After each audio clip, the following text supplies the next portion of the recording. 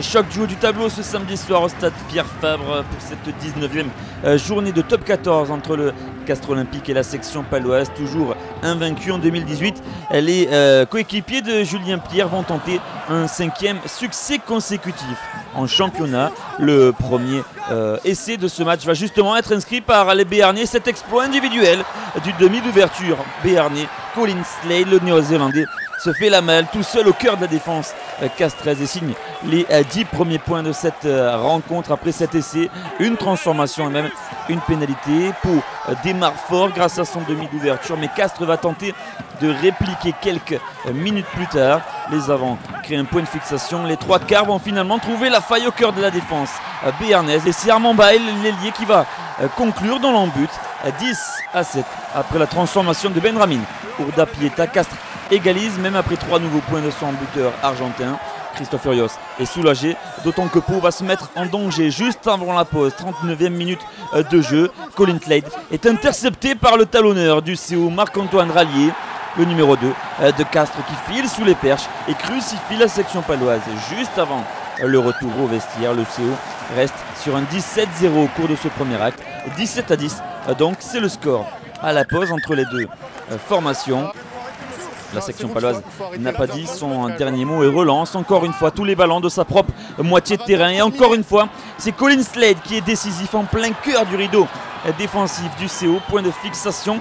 Le ballon est proprement sorti par Thibaut Daubagna dans le fermé. Conrad Smith se livre à une passe au pied rasante et le rebond est finalement favorable à Watis Soni Votou. 10e essai personnel pour l'ailier fidjien de la section paloise, le 5e en l'espace de 3 rencontres. Pau revient à 2 longueurs seulement, 17-15. Mathieu Babillot est inquiet, d'autant que la section va doubler la mise quelques minutes plus tard à peine et repasser devant dans cette rencontre. 22-20. Le chassé-croisé continue alors entre les deux formations. Un ouvreur en chasse un autre aussi, c'est Benramin Ourda Pieta qui fait le travail, et certes Thomas Combozu dans le fermé. Le 3/4 centre remet les siens dans l'avancée. Castres repasse devant après la transformation d'Ourda Pieta. 27-22. On n'est pas au bout de nos surprises dans cette rencontre. Pau joue intelligemment et va inscrire le 4e essai de cette rencontre par Julien Thomas. 66e minute. Pau repasse encore une fois devant, transformé par Colin Slade, cette fois face aux perches. 29-27. Seulement 2 points d'avance en faveur des Béarnais. On est à quelques minutes de la sirène. Les Castrés vont tenter de crucifier les Palois sur la pelouse de Pierre Fabre, mais le drop de Benramin Ourda Pieta est complètement raté. Il passe à droite des perches. L'ouvreur argentin le sait, son coach Christophe Furios également. Les Tarnais vont s'incliner pour la 3e fois cette saison à domicile face à une section paloise complètement euphorique et qui est toujours invaincue en 2018.